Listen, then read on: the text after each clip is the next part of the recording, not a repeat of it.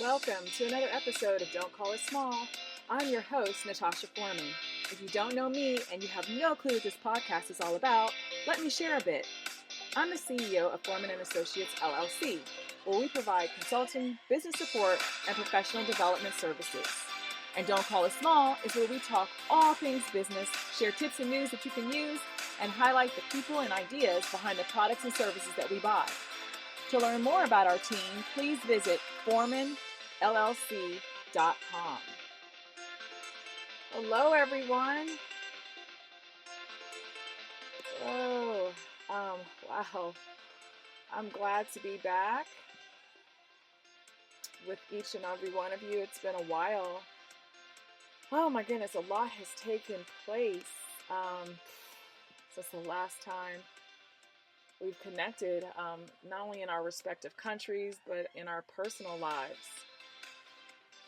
So, if you don't follow me on social media, if you're not one of my friends, family members, if you don't subscribe to my blog, then you probably don't know that my beloved fur baby, Bishop Milo Bryant, transitioned from this life on Saturday, November 14th.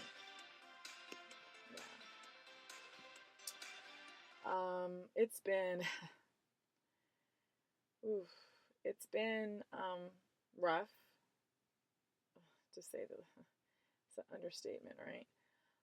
It's been rough this past several days, but I'm grateful for the love, support, the prayers and well wishes from family, friends, colleagues, students, neighbors, complete strangers.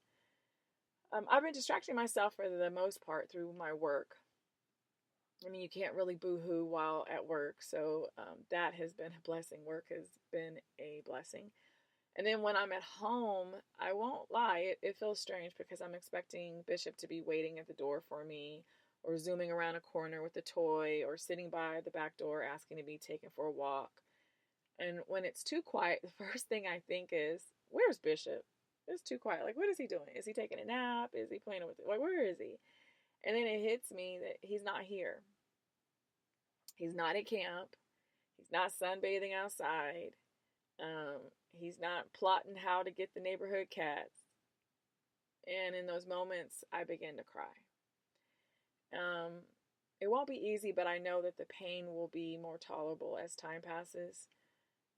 I just felt that he wasn't old enough. I wasn't prepared, ready, expecting this time to come. His 9th birthday is tomorrow, November 25th, and I just assumed that I would have him by my side for a few more years, and I could bless him with a younger sibling to play with. I'm still very much in shock, and the pain rips deep. I'm so blessed to have felt and experienced that unconditional love for as long as I did. And I know that my baby never liked for me to be sad, so I'm going to work to hold on to my joy. So with that, let's dive into today's topic. We're examining and discussing ageism, the accepted ism in the workplace. If you recall, we discussed workplace discrimination in episode 42. Well, today we're going to focus all of our attention on ageism. Years ago, when we thought of age discrimination, our first inclination was to think of a young person being denied or blocked from having a job or being promoted because they were deemed too young. You know, young people were called whippersnappers, wet behind the ears, so on and so forth. You know all of the phrases that were used. You heard them, said them, rolled your eyes when they were said about you. And I remember facing an uphill battle, many uphill battles, being young and trying to make career moves that were traditionally slated for professionals that were about 15 to 25 years my senior. I also had my gender and my race/ethnicity going against me. All of these boxes were choking me off from opportunities and advancement. And there's a quote from Alanis Morissette where she said, ageism works in both directions. As a teenager in the public eye, people would talk condescendingly to me. And some of you may be wondering what ageism is, because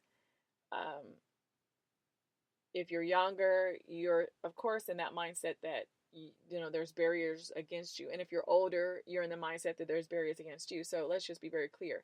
It means prejudice or discrimination on the basis of a person's age. So Alanis Morissette is correct. The society has a tendency of discriminating against the young and the old, but our country made sure to kind of put some things into place that actually younger people have been able to leverage increasingly in their favor. First, if you look at it, we enacted child labor laws in 1938 through the Fair Labor Standards Act, FLSA, right? So with that, we could protect children from, being overly worked and being forced to work when they should be in school, right? We, of course, had children and women in the workforce to fill in the gaps when men were away at war. And people said, hey, this is cheap, easy labor, so we'll just keep, having these kids do this work. So, of course, those laws were enacted to help protect children.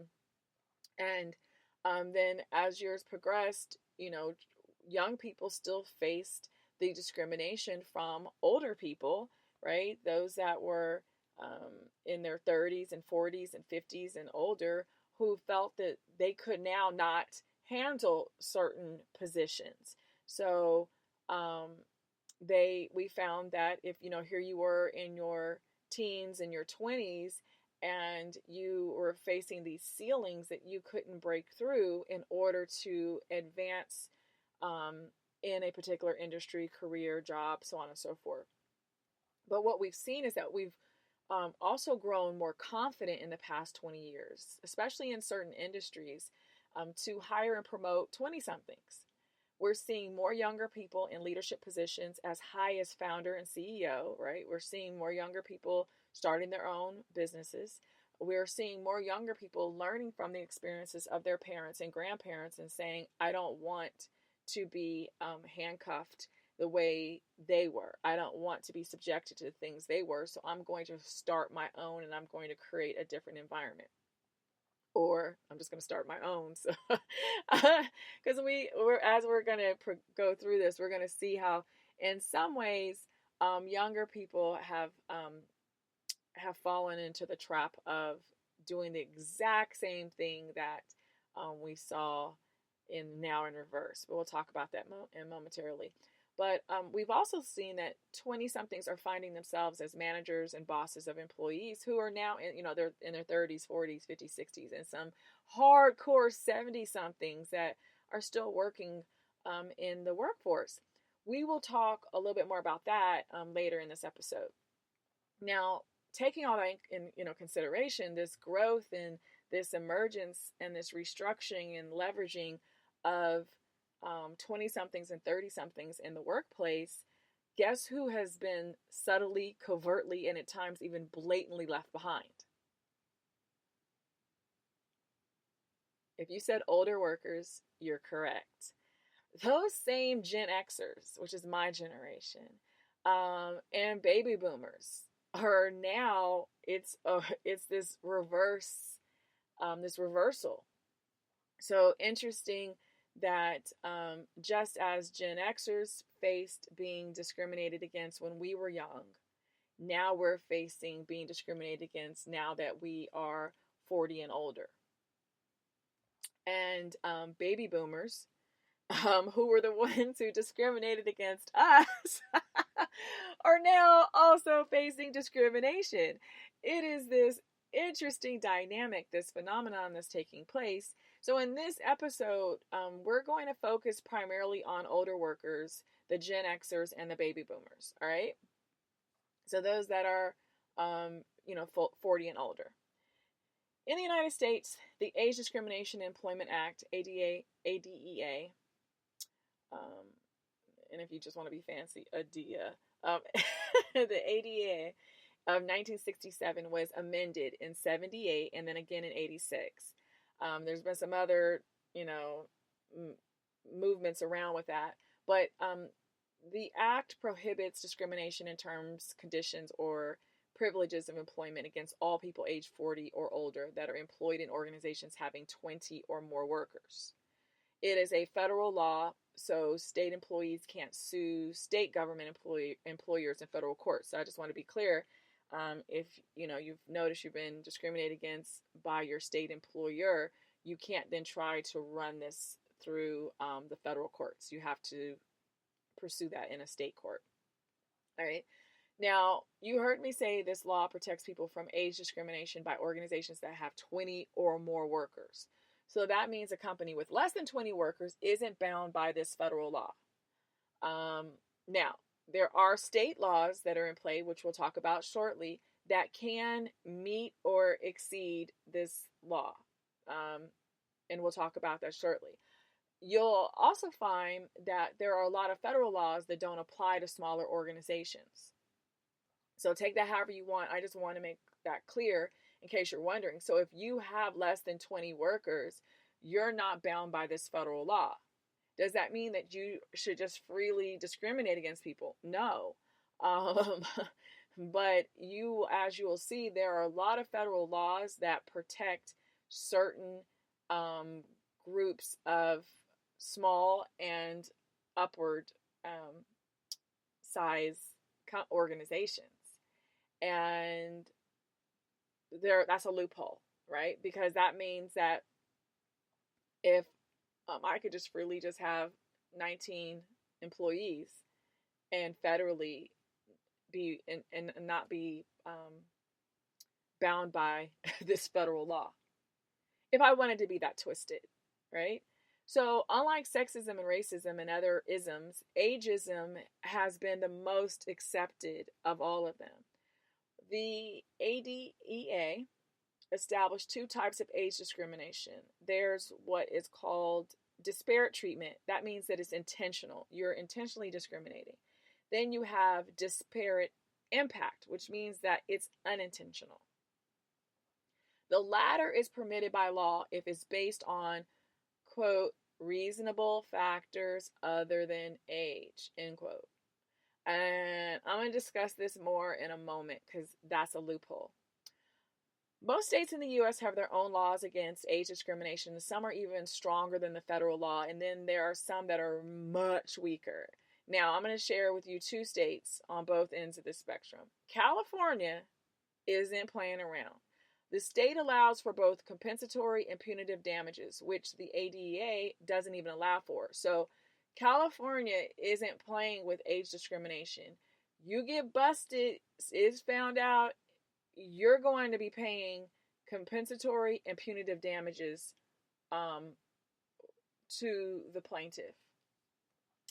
Now, California workers report age discrimination cases to the EEOC, right, the Equal Employment Opportunity Commission, and you are seeing there's large numbers of those cases that are coming through because people are empowered by knowing that their state supports them in a way that even the federal government isn't, supportive. Now, when we go all the way other side of the spectrum, we look at New Jersey, where they explicitly permit employment discrimination against employees over age 70. So, if we know that baby boomers are still working, some of them have no choice but to work. They can't live off of Social Security, right? It's just not going to happen with the increase of the living expenses across this nation. You're telling a person that if they were laid off from a job or a business, goes belly up, and now I'm having to now seek employment elsewhere in the state of New Jersey, an employer can discriminate against you if over the age of 70. That's sad. However, the CEO of a company could be age 70 or older. Now, so to make this clear, because I do have listeners that are in other countries, the U.S. isn't the only country with age discrimination laws. We have Canada, the EU nations, Chile, Australia, India. They all focus on preventing age discrimination in recruiting, promoting, training, and retirement-related actions. Go to agediscrimination.info for more details because there are more countries than the ones that I mentioned. What is weird is that we're in the age of technology, or I should say digital technology. And with all of this innovation and out-of-the-box thinking, ageism is like a funky plague. that is seeking to pluck out and leave out men and women of all races and abilities who are age 40 and older, and especially those who are age 55 and older. And people wonder why. How can we have federal laws to protect older workers, yet older workers are still being mistreated and discriminated against?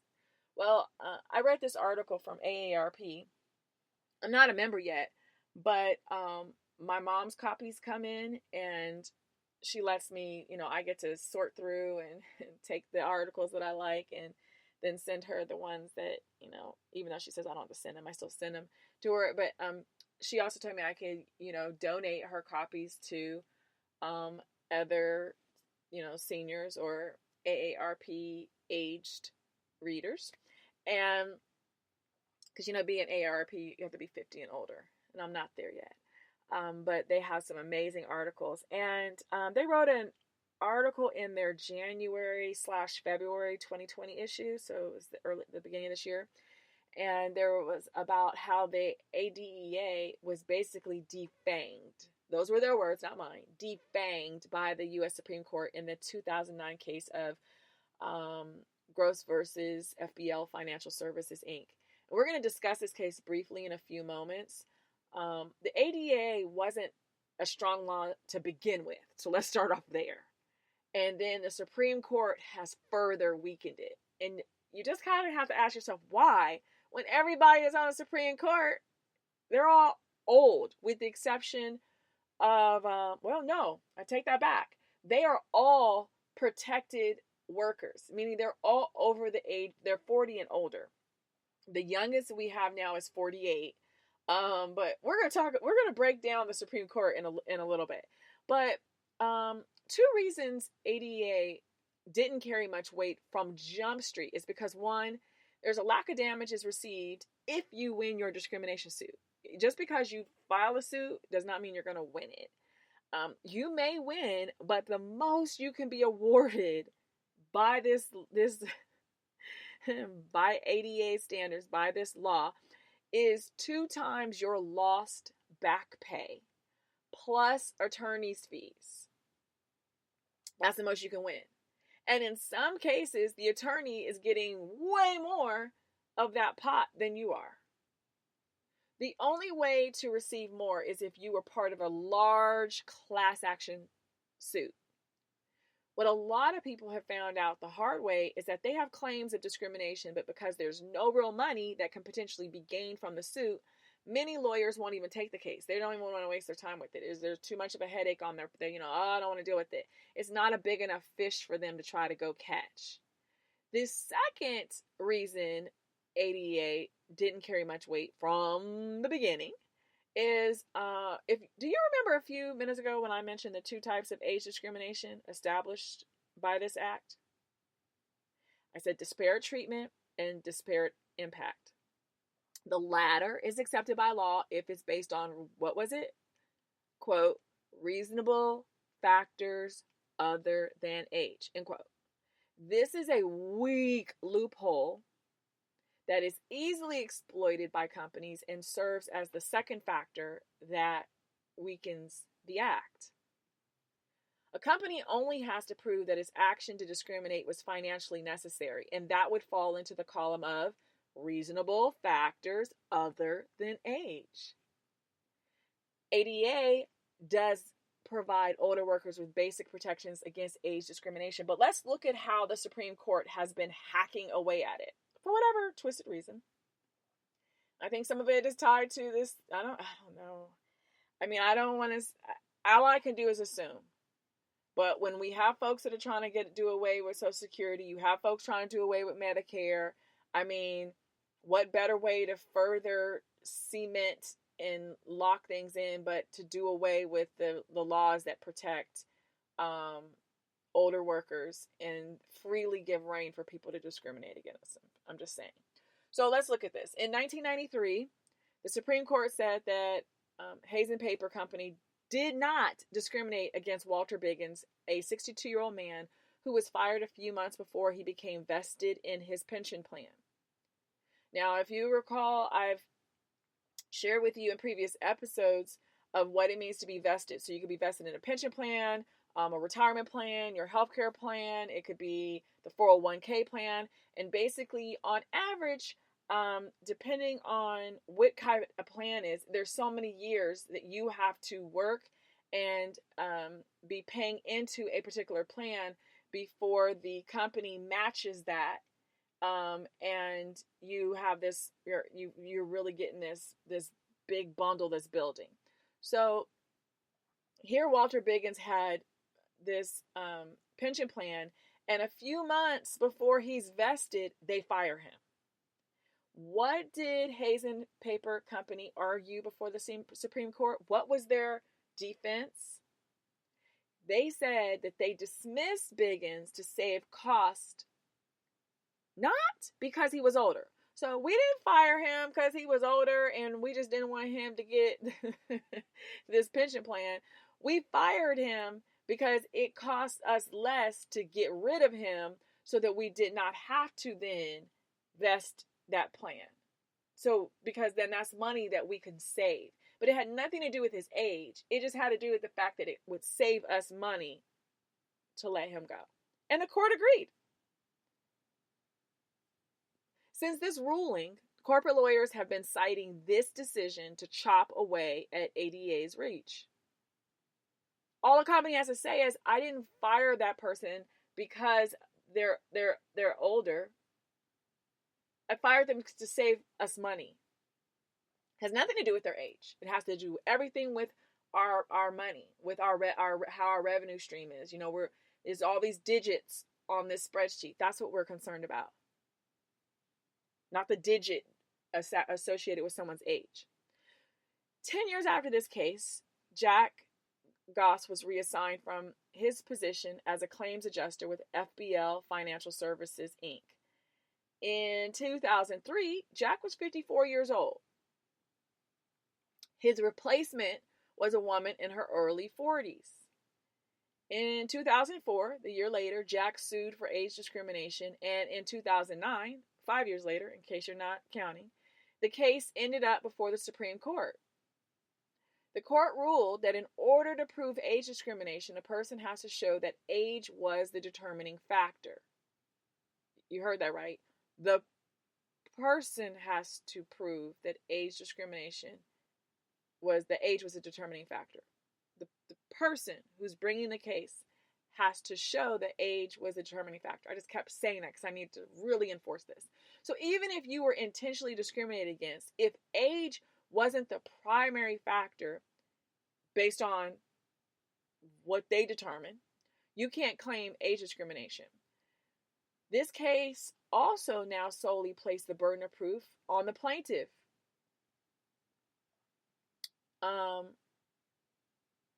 To prove discrimination instead of the defendant. Okay. That's the reason why I've repeated it multiple times. It's the burden of proof is now fully on your shoulders, your back, your head. If you are claiming that this employer discriminated against you because of your age, the burden of proof is solely on you. It's not on the defendant. Or it's not even a combination that both sides have to prove, either pro or against. It is solely on you. So thanks to the Supreme Court, companies have basically been given free rein to discriminate against older workers, but claim that the disparate impact wasn't based on age. We're seeing an increase of ageism in the financial sector, as well as other industries. So let me just focus on the financial sector. The AARP Foundation, they have a foundation that I love that they've created this foundation. They help fight for older workers. And so they file lawsuits on behalf of older workers. They investigate and file these lawsuits. And so they file age discrimination suits. And there was a case that they filed against the accounting firm PricewaterhouseCoopers. The plaintiff was Steve Rabin, who at the time was 50 years old. I'll let that sink in. Because some of you that are listening are 50. Some of you are about to approach 50. Some of you are older than 50. He was 50 years old at the time. He was blocked from getting an associate position at PwC. He had an MBA, more than 10 years experience in accounting services. he was asked by a manager if he would be able to, quote, fit in with younger employees. And then that manager made offhand age-related comments about Rabin. Roughly 5,000 other people joined this class action lawsuit. And of course, PwC denied any wrongdoing. They argued that plaintiffs failed to argue some, quote, reliable and verifiable way to identify who met the minimum qualifications. Well, in August of this year, there was a settlement agreement, and PwC agreed to pay $11.6 million.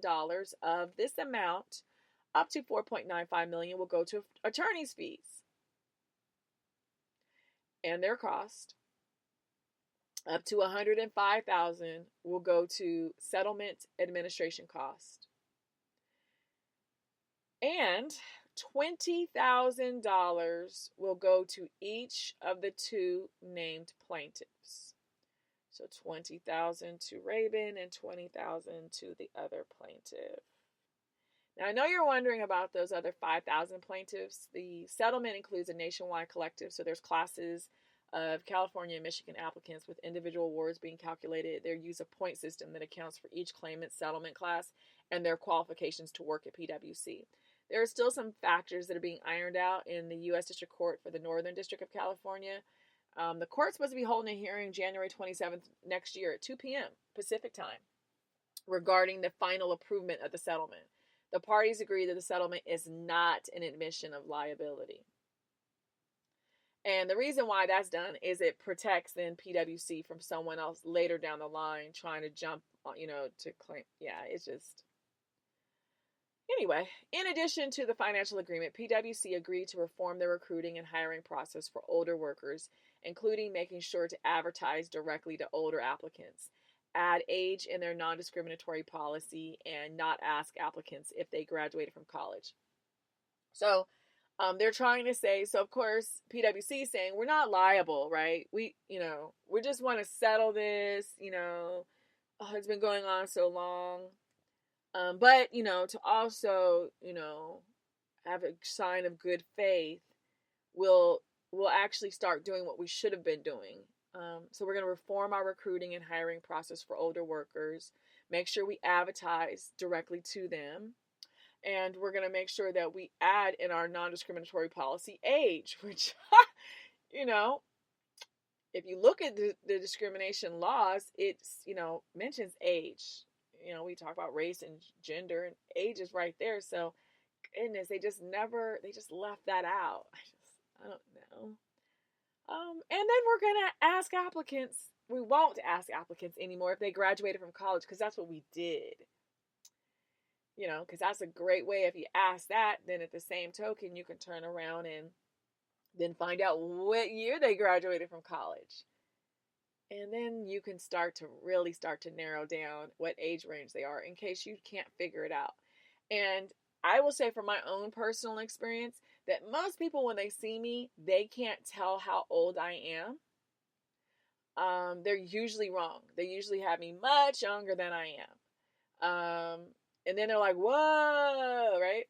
So there's some younger folks as well as some older folks that I work with in the afternoon, and they all assumed I was in my 20s, which thank you, I appreciate it. At the same token, visually, I could squeak by. I could pass the visual test, but my resume, if I have to put what year I graduated from undergrad,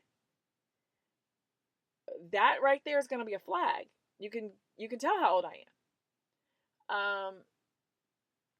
Even applications that ask you to put what high school you went to and what year you graduated from, those are flags. Those are all red flags to be able to gauge. Also, one needs to know if the position requires you to be age 18 and older.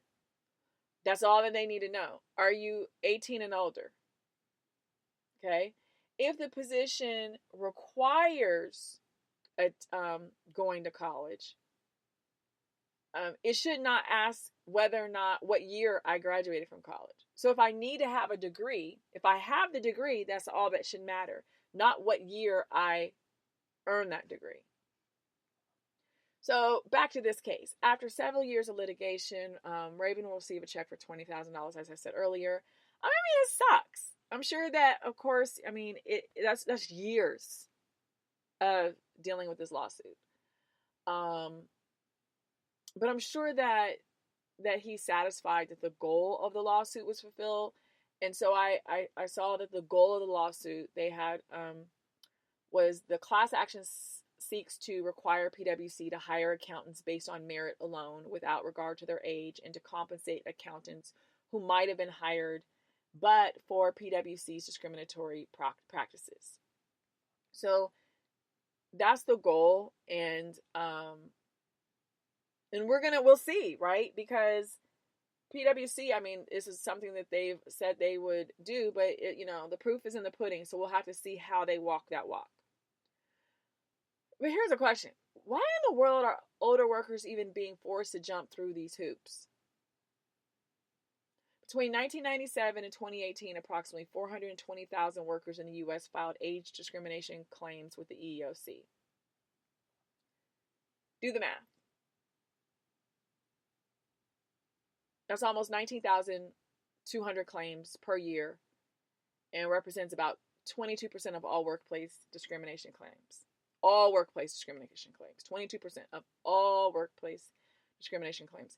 In a 2018 report, the EEOC found that 60% of people over age 50 have seen or experienced age discrimination in the workplace, and 90% say that it is a commonplace occurrence. Yet, only 3% of older workers actually make a formal complaint of age discrimination to a government agency or someone in the workplace. So as a result, the EEOC suggests that there's a vast underreporting of workplace age discrimination, which comprised about 21.4% of their 2019 EEOC charges. They're saying of the numbers they have, we know that this number is still small in comparison to what's actually taking place in the workplace. People that are being discriminated from even getting a job, people that have a job, but they're being discriminated from being able to be promoted or get raises, or they're being laid off or fired or whatever because of age. We know that the numbers are higher. I want you to think of the hundreds of thousands who just take the hit to the gut, the hit to the chin, and they accept the loss and pain. They just don't say anything. But oddly enough, guess who's speaking up and actually reporting age discrimination? Younger workers. Yeah, this is so awkward. This dynamic is just so awkward. Younger workers between the ages of 18 and 38 are more likely to speak up about and report age discrimination that they witness. Older workers feel deflated, and younger workers feel emboldened. What we've seen is that age discrimination is an accepted practice because there's no real consequence for violators. The federal laws are weak and with loopholes, and we know how business people can be with loopholes. If there's a hole, we're going to go through it. If the ADEA was built and reinforced as strongly as other discrimination laws about race, gender, so on and so forth, then employers would be more mindful and wouldn't have to be forced to include age discrimination in their corporate policy. If you had bet me that PwC didn't have that in their policy, I would have said, of course they do. And I would have lost that bet.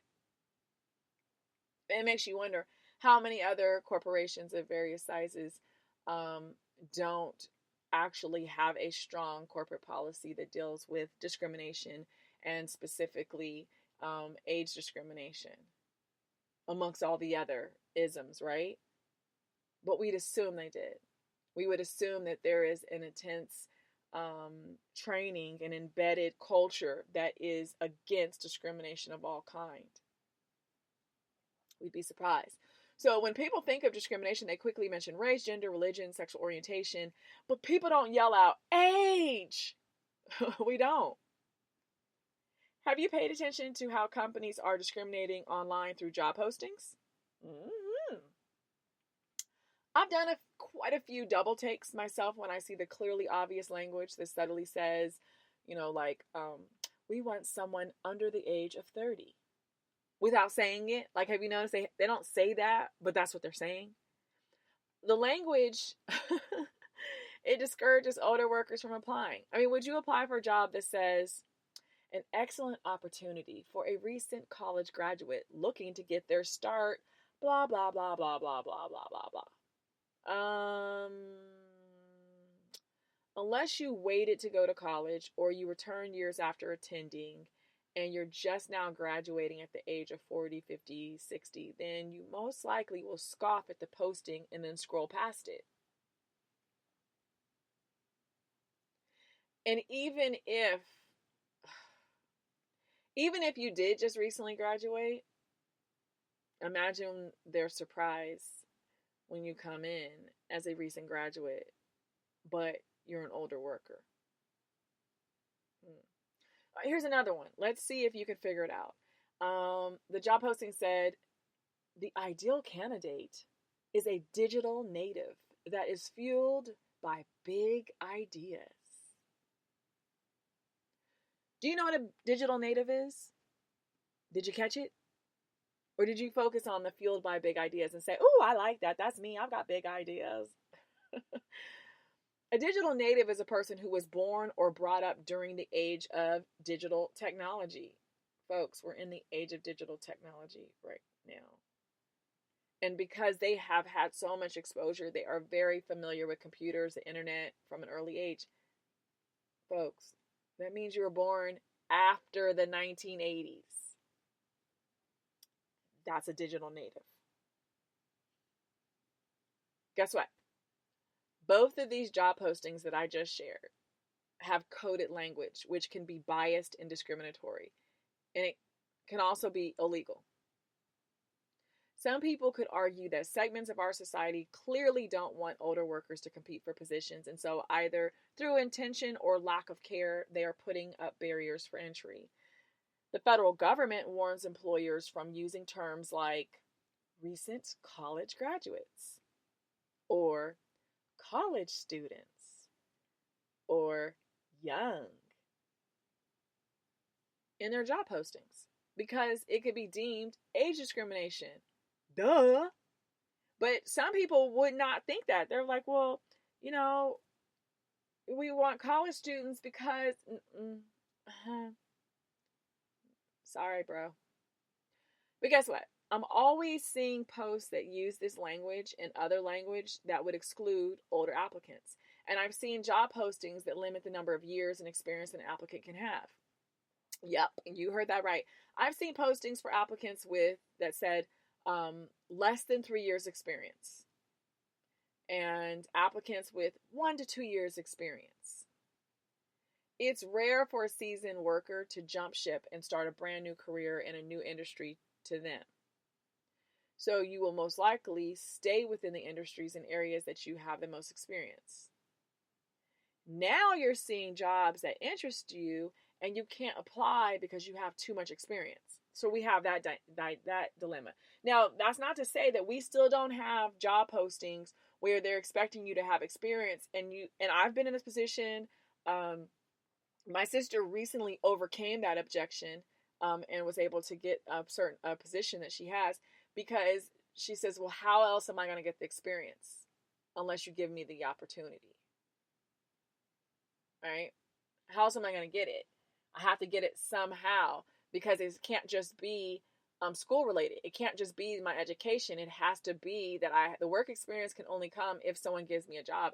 And because she was strong in the other areas and she was qualified in other areas, they gave her that opportunity. And they're so happy that they did, right? Because she's thriving in that. She says, give me the opportunity. You're going to teach whatever applicant that comes in anyway. You're going to teach them your way anyway. Teach me. I'm a strong learner. I'm a hard worker. And she is. And they brought her on board and they're like, whoa, that was a great investment. But how many other, of course, positions may not do that. At the same token, how many positions are now doing this reverse type of thing where they don't want you to have that much experience because they need you to be moldable. So it's just really, it's like one of these catch-22s. When you were younger, you didn't have enough experience. Now you're being told in your older age that you have too much experience. And I've been turned down for countless jobs due to having too much experience. Like, it's literally written on the letter, the rejection letter to me. I've been told over the you just you're just overqualified. Huh? And I get it, right? I teach HR. I am a consultant, a management consultant. I get that there is a dilemma for a manager, for a company, that if you get a person that has a lot of experience, oftentimes that comes with them being unteachable, unmoldable, because the mindset is, this is how we've always done it. This is how I've always done it. This is how I was trained. And it's hard to untangle that. However, employers should be seeking talented, qualified, teachable, high character candidates, because it doesn't matter how many years of experience you have. Every single organization is going to what? Train you their way, as I just mentioned earlier.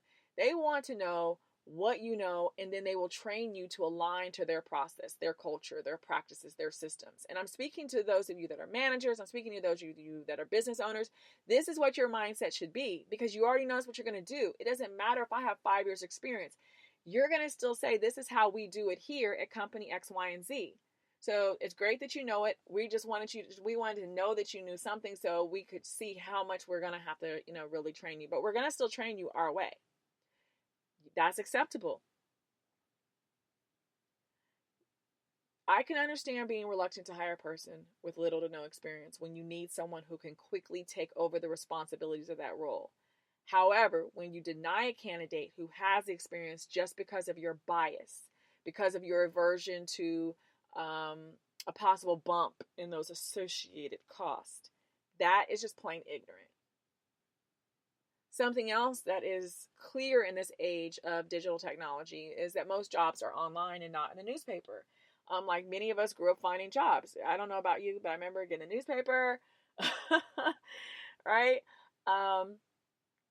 And, even up to several years ago, I was still getting that paper and going through and circling which jobs and following up on those jobs. And, what we noticed is that in the past, a lot of jobs had it where, this is where you could, drop off your resume or come pick up an application or whatever the case may be. And then things just started shifting more to that digital type of platform where that level of engagement was, reduced significantly. So you submit an application and submit your resume, and there's no communication back unless you're being called for that job. It says on the postings, don't call, right? Don't call us, we'll call you. Only if we find a way through all of our algorithms for your application, your resume, to actually make it to us. I mean, think about it. We're having to modify resumes for a computer to be able to align to whatever's been coded in that computer. So if you're not a digital native, those things are also going to be a task for you. I hate resumes. I hate having to draft a different resume for a different company. Dude, here's my experience. That's what it used to be. Here's my experience. Here's my work experience. Here's how this work experience aligns with this company.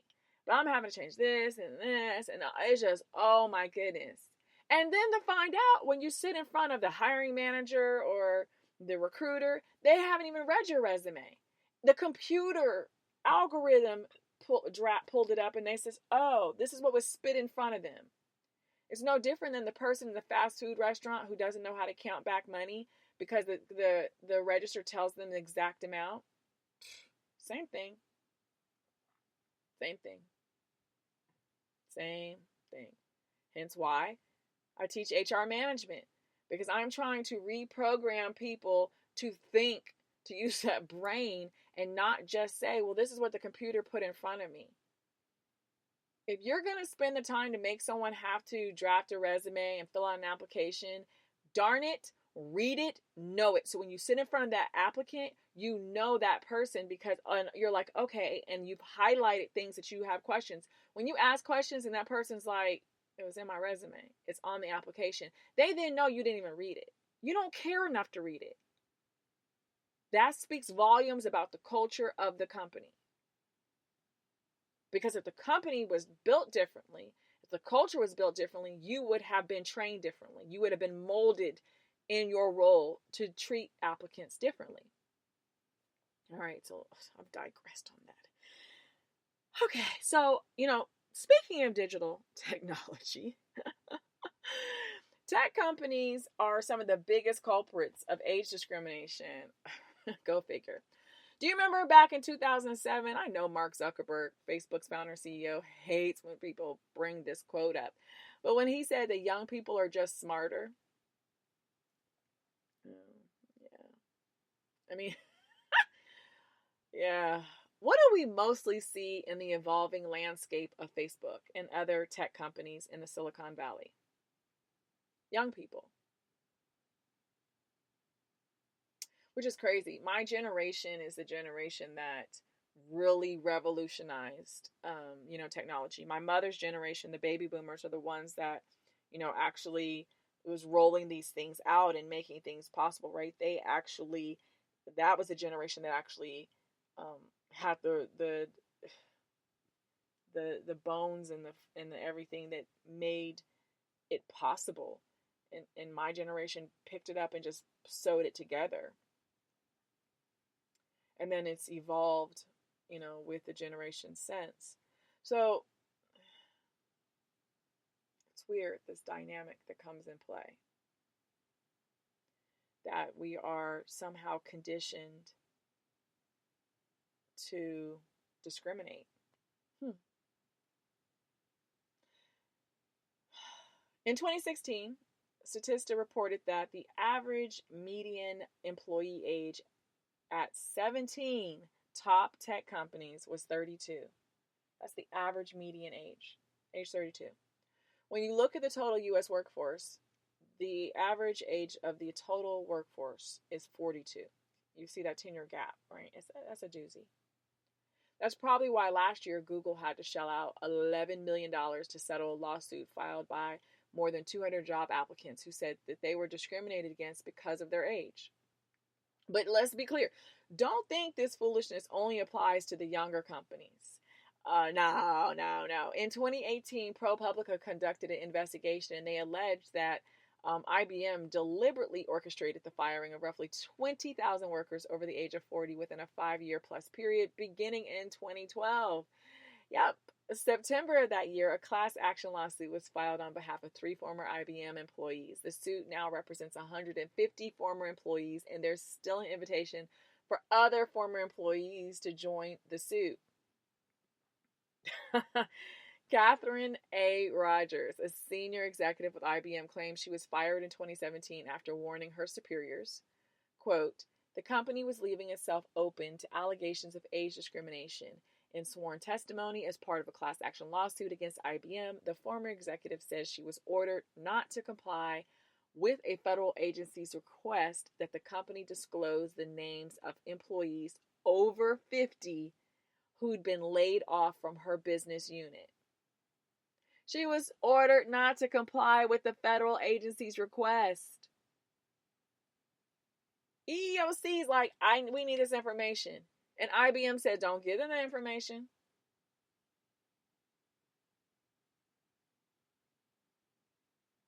She warned them about non-compliance. In February 2018, IBM slammed a restraining order and sued its chief diversity officer and vice president of human resources, Lindsay Ray McIntyre, after she accepted the same role at Microsoft. In the lawsuit, the company claimed that McIntyre, who had been in the chief diversity officer position since 2015, possessed highly confidential and sensitive information about IBM's diversity strategies, hiring targets, technologies, and innovations.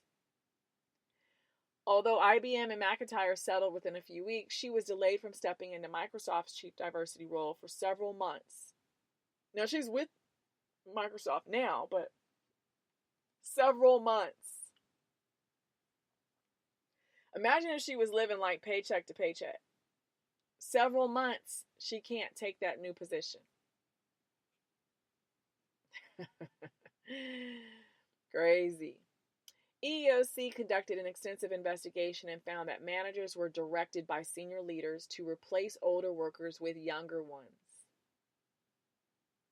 I'm going to just let that sit in. IBM's managers were directed by senior leaders to replace older workers with younger ones. The EEOC reported resource actions analyzed between 2013 and 2018 showed more than 85% of redundancies impacted older employees. I have this quote from Peter Gosselin, who with Ariana Tobin, they broke this story in 2018. Peter Gosselin said that age bias is so deeply seated in IBM and American corporate culture that it's questionable whether the EEOC determination and eventual payout will change things. Isn't that crazy? It's just so deeply seated in them. It's just interwoven. It's now part of their culture to just be biased against age. In a Forbes magazine article by Sheila Callahan, she wrote that the intersectionality of age with other protected categories increases challenges for applicants and employees. Adding age to the diversity mix doubles, triples, and possibly quadruples the layers of bias and discrimination. For example, data shows that women of color over the age of 50 suffer the highest unemployment rates. It's a triple strike built into organizational culture and societal mindset. This cultural mindset makes age the most overlooked form of discrimination today, and the very reason that successful talent management must acknowledge and address it. I mean, think about it. I just said you already have age as one factor. The moment you now start to add other pieces of that diversity pie, if you then become, based on race, gender, I'm a double minority. I'm black, and I'm a woman. I'm a double minority. I am also over the age of 40, so I'm older worker. That's you see that? It's like, whoa. Then if you start adding in other diversity things, if you start adding in your veteran status, if you happen to be differently abled, these things can all play a part against you. So you can't be an older worker of color who's in a wheelchair and who's also a woman. Like, oh goodness. And the thing is that because age discrimination is not rallied for, is not championed enough to protect workers as much as we've been doing for race and gender and religion, but really race and gender, we've really been pushing hard to protect workers and individuals because of that. Because age is just kind of like a whatever, we're seeing that people are totally being discriminated against that. And so if you happen to be one of these other categories, you're then trying, you're having to prove the age part, even though you're also in these other categories. Because you can't say I was discriminated against because I was a woman if there's a large percentage of women. You can't say I was discriminated, so it's like, but it's really because of my age. It's because I'm over the age of, I'm 40 and older. I'm age 55. I have to now prove that it's because of my age. So we'll have to see the fate of IBM and other giants who once had celebrated diversity and inclusion records, but are now dusty, dingy, and need some major overhauling. When it comes to job recruitment practices, the EEOC created a list of unacceptable terms and phrases that employers have been using to attract a younger workforce. And the EEOC supposedly also made sure to extract terms that they found on online job sites. But if you go search these and other sites, you'll still see employers using flag terms and phrases like some of the ones I mentioned earlier, which signals one of two things about these companies, with a lot of them being Fortune 500 corporations. They are either one, ignorant of the EEOC rules, which if they have an HR director, HR department, or outsource their HR functions, then this shouldn't be the case. The other thing is, two, they are indifferent to the rules and are basically thumbing their noses or their fingers, whatever, at the EEOC with a basic catch us if you can mindset. Currently, older workers make up 20% of the U.S. workforce. With this subtle and blatant messaging and job postings, 20% of this pie is feeling and understanding that they aren't wanted. So they're slowly stopping, in their pursuit of positions. They're not applying to certain positions anymore. The Bureau of Labor Statistics estimates that the oldest segments of the workforce, the group that's between age 65 to 74 and 75 and older, are expected to increase faster than any other age group through 2024. Yeah. Okay. By comparison, the 65 plus group is projected to grow by 75% by 2050, while the group aged 25 to 54 is only expected to grow by 2% over the same time.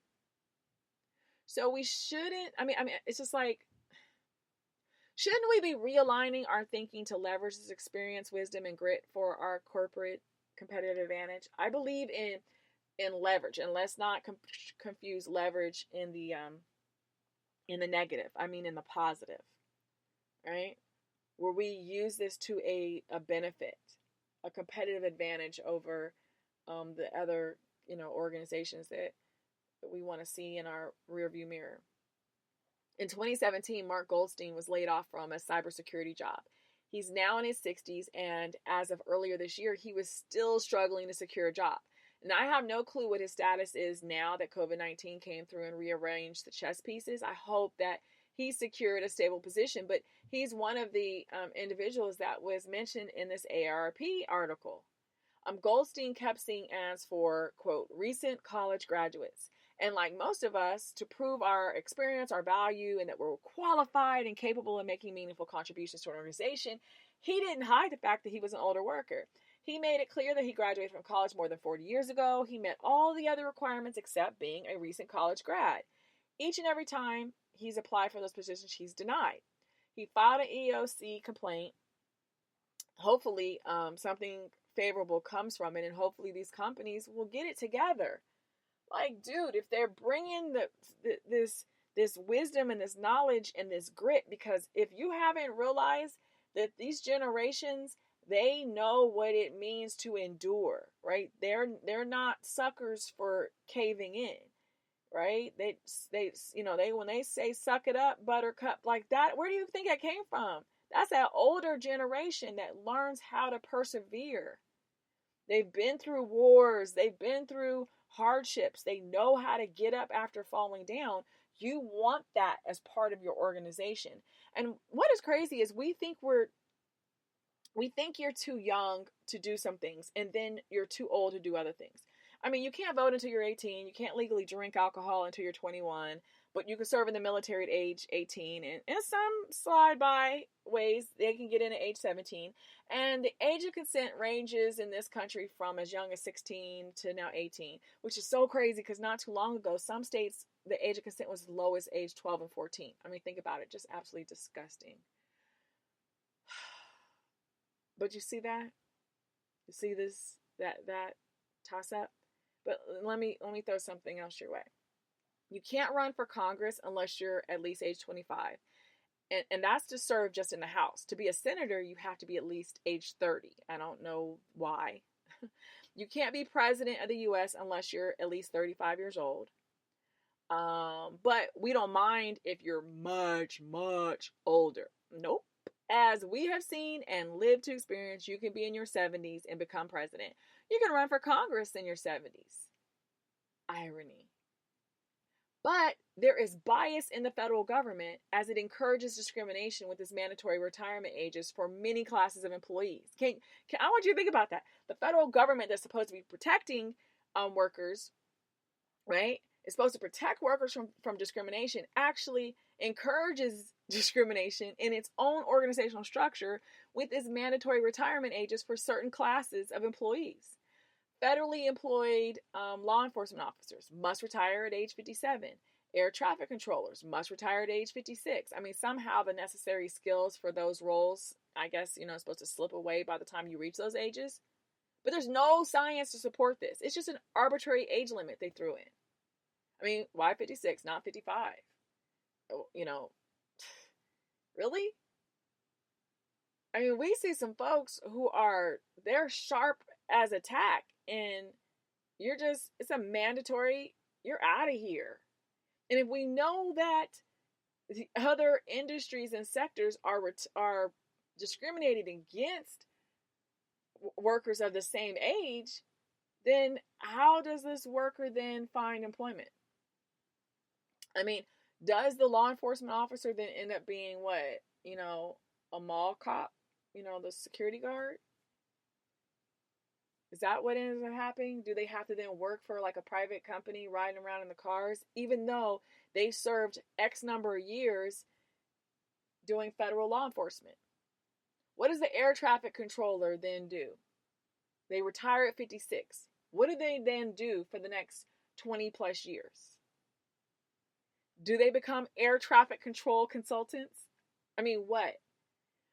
So, and I get it. Some people may slip a bit at age 57. I get it. But we've also seen folks with, like I said, that sharp as a tack, laser focused in their 70s. I know people in their 70s that are razor sharp on it in their jobs. Like, it is just boom. Like, okay, so let's look at this closer. Oddly, when you look at the number of seasoned politicians, the numbers are interesting, I'll say. Let's quickly run through them, okay? Of our current U.S. senators, 50% are men over the age of 61. 50 men, 16 women are ages 62 to 87. 10 women and 24 men are ages 41 to 61. Of our current representatives, 34% are men over the age of 61. So let's be more specific. 148 men and 48 women are ages 62 to 87. And 183 men and 57 women are ages 31 to 61. And some of these seasoned leaders have been serving in office more than 30 years. 2 have served as representatives for more than 40 years, and 3 senators have served between 42 and 47 years. There has been some refreshing of seats over the years, and we do see that both in the House and Senate, that the bulk of them have been serving less than 12 years. In the House, the largest percentage have only served 0 to 3 years. That's 149 reps. In the Senate, there are 32 senators who represent the largest group, and they've served only 6 to 11 years. Now let's break down to some of the heavy hitters. Senate Majority Leader Mitch McConnell has been in the Senate since 1985. I was in elementary school. He's 78 years old. Senate Minority Leader Chuck Schumer has been in the Senate since 1999. Now, I was already out of college by then. Chuck Schumer turned 70 this week. Nancy Pelosi is the Speaker of the House, and she's served as a representative since 1987. Okay, so I was in middle school / junior high, however you want to look at it. She's 80 years old. Now, remember I mentioned the Supreme Court justices, and I kind of threw out that our youngest justice was 48. So let's break this down so we really can break this down. Clarence Thomas has been serving for 29 years, and he's 72 years old. Stephen Breyer has served 26 years, and he's 82 years old. John Roberts has been serving for 15 years and is 65 years old.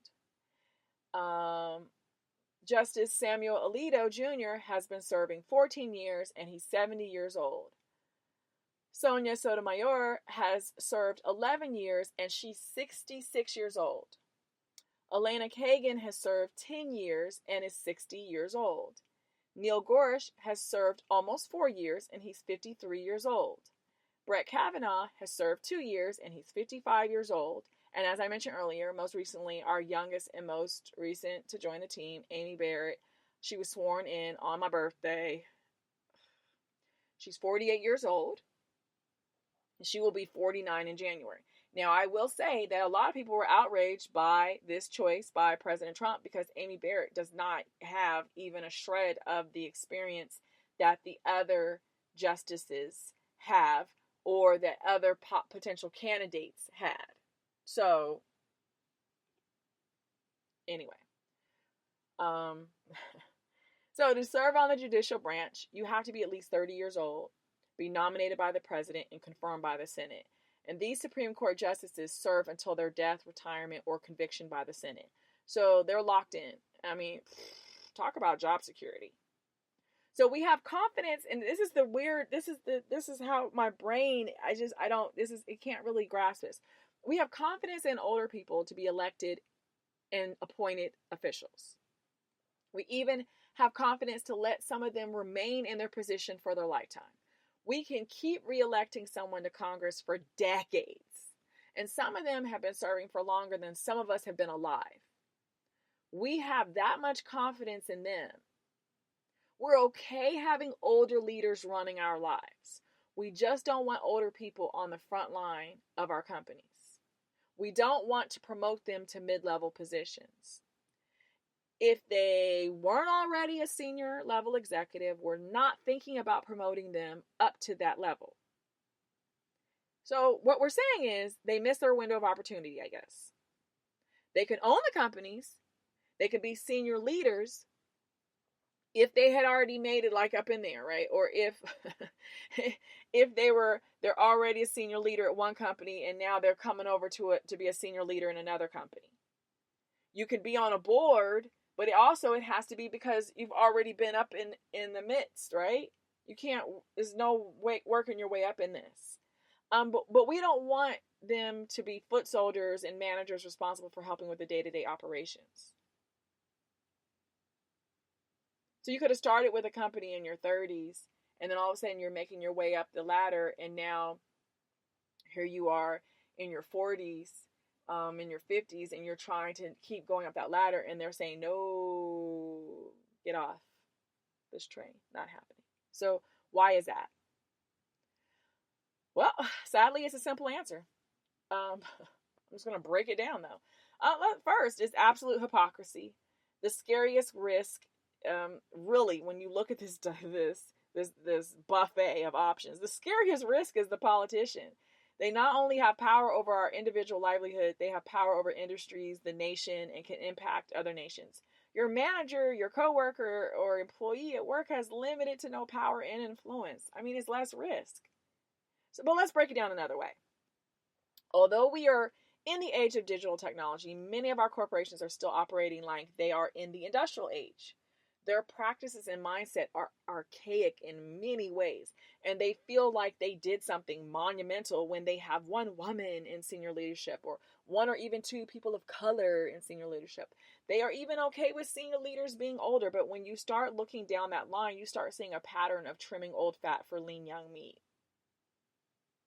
In the age of industry, you used equipment until it dies or is no longer working up to standards, and then you toss it out and replace it with something new.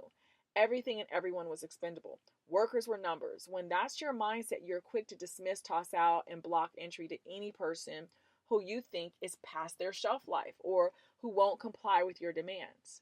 We're like the computer that runs its course. We get tossed out for the newer model, even if all we needed was a software upgrade. Corporations can use the cost savings loophole by showing the associated costs with having to employ and keep in employment an older worker. They see the associated costs of insurance, pensions, retirement, etc. And most older workers find a job and stick with it for decades.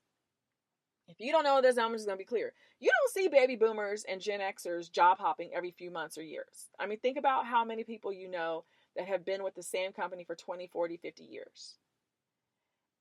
It's just like, now, Gen Xers are more flexible in that than baby boomers. Baby boomers they ride in it. They are usually on average, they're going to be 10 years plus with a company.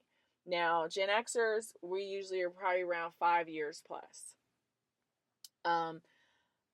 our generations, for the most part, are loyal to the organizations they serve. We were raised to seek job security and hold on tight. I will say, with Gen Xers, my generation, we were more inclined to say, wait a minute, I want to break free from something. I want to learn from this other experience. And so I'm not going to be bound by this particular relationship here. While our parents and grandparents' generation of the baby boomers are like, are you out of your mind? You got a good job, you hold on to that job, right?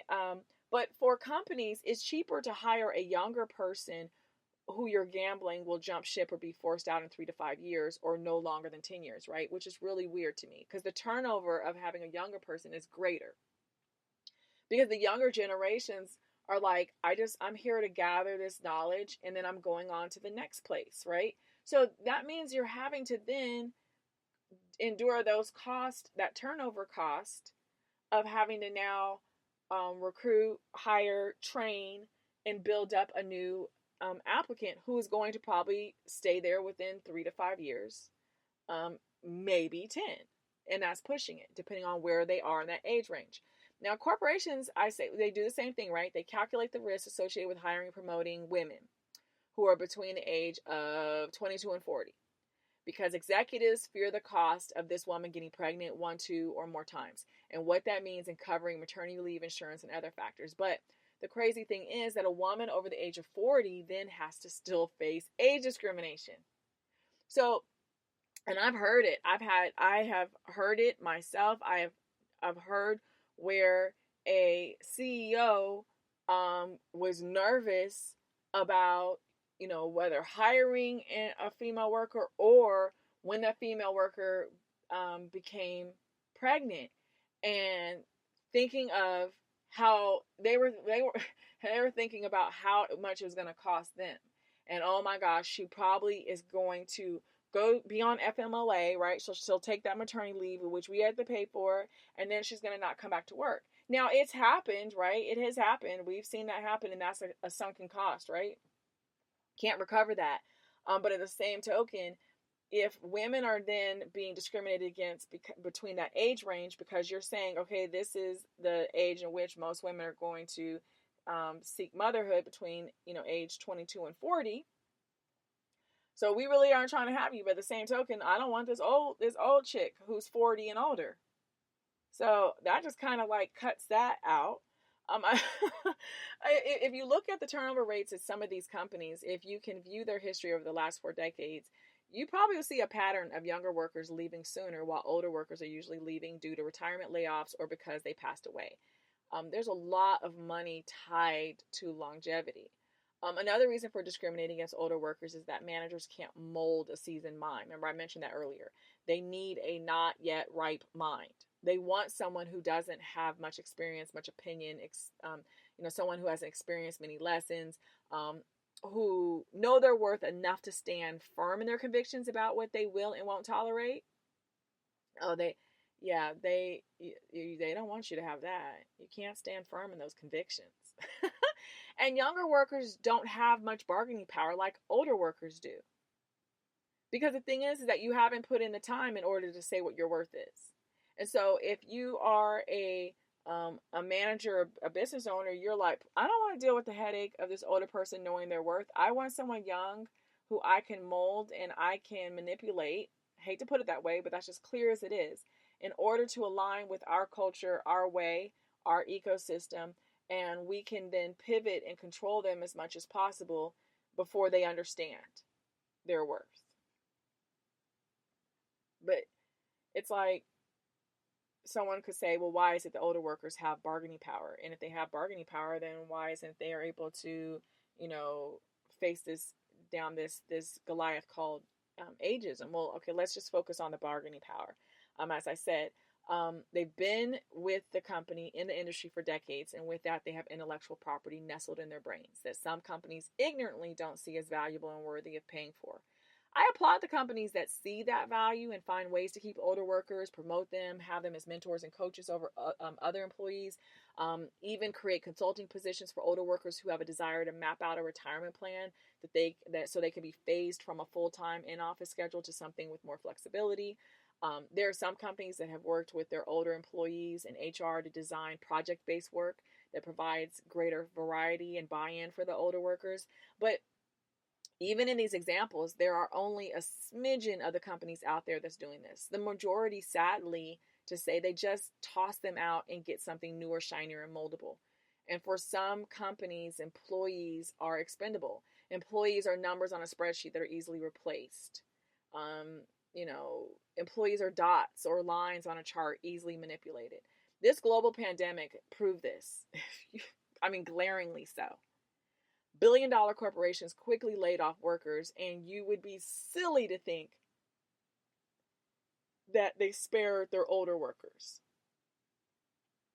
Heck, they were probably the first on the chopping block. But how does an older worker rebound from layoffs, phase-outs, and terminations? If they didn't start their own business, then they are thrown back into the shark-infested waters. If you can't compete within your own company and can't compete to be hired by a company, what other options are left? Some would say, start a company. And that sounds easy, but for people who aren't entrepreneurial, that sounds like hell on earth. If you've spent 20, 30, 40, 50 years working for someone, your mind does not easily wrap around the idea of now being the employer. Younger workers try to tweak their resumes to show that they have more experience. And now older workers are trying to tweak their resumes to appear to be younger. The former can lead to a new job for the younger worker. The latter example has a higher probability of the older worker still being jobless. Why? Well, I mentioned it earlier. Because your resume may be selected. You may get past the phone interview. But once that recruiter, interviewer, manager lays eyes on your aging face, if there is bias, if there is an unwritten policy against recruiting older workers, you will find that now they are no longer interested, or the job has been filled, the position has been filled. And don't be older and a person of color, or older and differently abled. Have you ever applied for a job and the company replied that you're overqualified? I mentioned that earlier. I mean, hello. That's a red flag, folks. So we tell older workers, if you can't get a job, create one. If they don't see that as an option, we direct them towards state and federal jobs, and we tell them to turn to national and global nonprofits, all while companies can continue to the disturbing practice of ageism. Companies continue to support a work environment where the young are pitted against the old, where it's acceptable to call older workers geezers, fossils, old farts, old school, digitally illiterate, and other terms. It's verbal harassment, yet it goes unchecked because senior leaders support the culture. If they didn't support it, it wouldn't be present, period. When bullying is allowed, it's because senior leaders make it possible. You don't think so? See what happens when senior leaders crack the whip and make an example of those who violate codes of conduct, policies, etc. Everyone quickly gets in line to avoid punishment and getting tossed out on their backside. But look at our politicians. Some of them are as old or older than the people that are being discriminated against, yet there is no push for them to strengthen and toughen up ADEA so that companies fear the consequences of violating the laws concerning ageism as they are when it comes to other isms. We shouldn't be discriminating against anyone.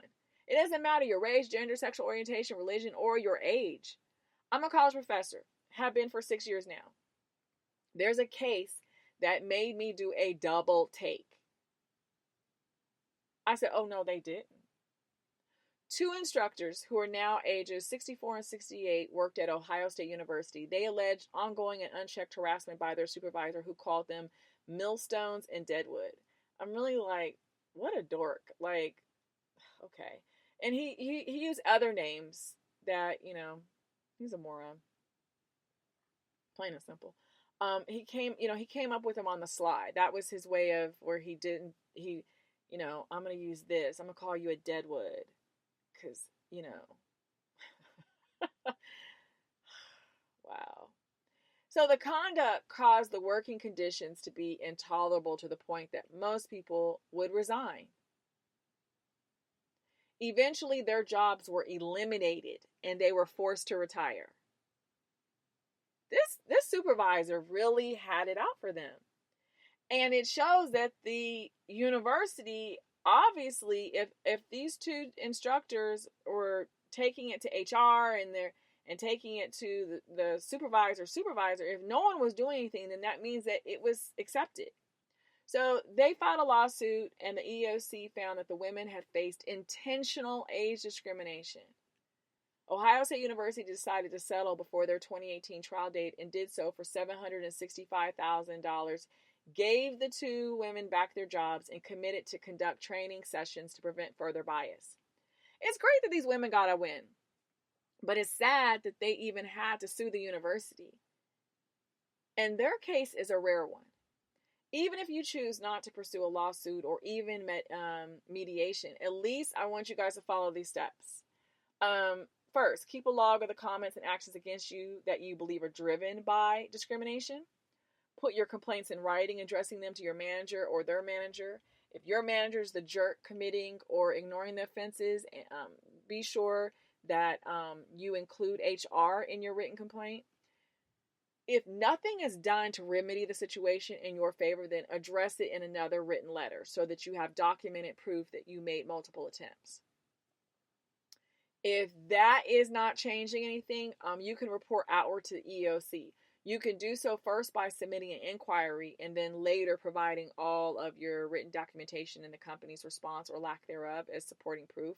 So with that inquiry, you can do this even before deciding to file a formal complaint with the EEOC.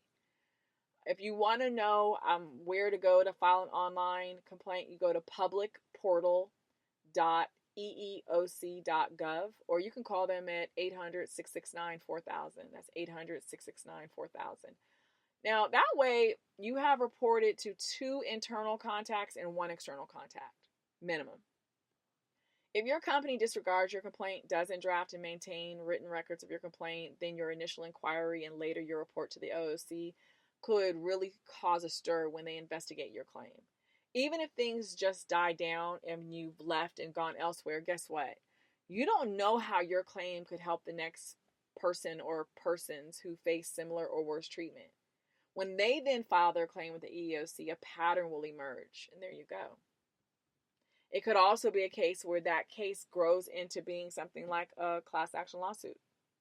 My message for employers is to realize that your time will come to get right or get dinged. You need to invest the time and talent towards developing genuine diversity, equity, and inclusion strategic plans.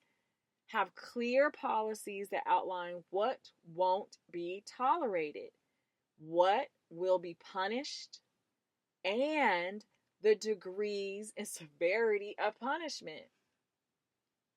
Senior leaders better not only be on the board, all right, be on board of this whole, they better be leading the charge. Don't just say, yeah, and you sign this piece of paper. We need to see you walk the walk, hold others accountable, and be held accountable.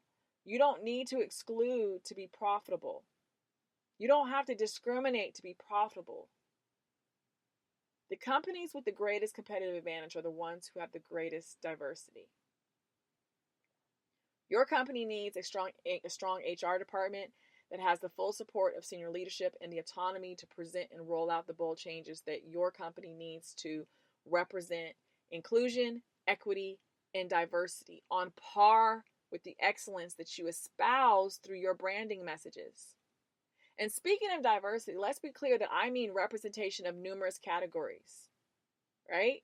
I've already shared some, right? I already shared the race and the genders, or sexual orientation. I talked about our veterans, talked about our differently abled.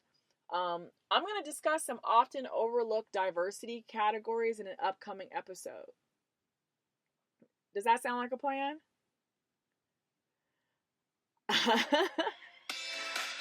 All right, well, until next time, you know what this music means. It's time to wrap up and go our separate ways. Went a little bit longer than I normally do, but this was something that we really need to dive into.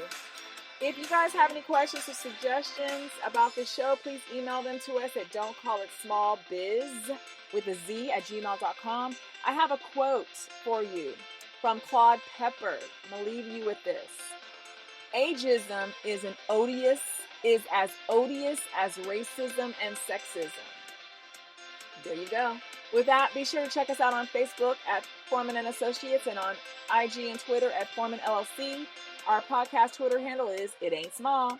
Be sure to also follow us and share us with your friends, colleagues, and family.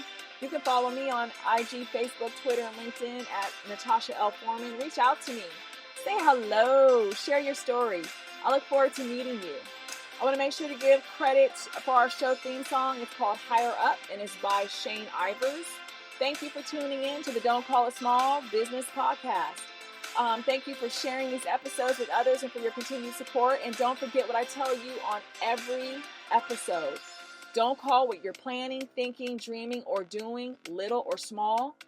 Go big, go bold, or go nowhere. I'll see you soon. Have a super awesome day and week.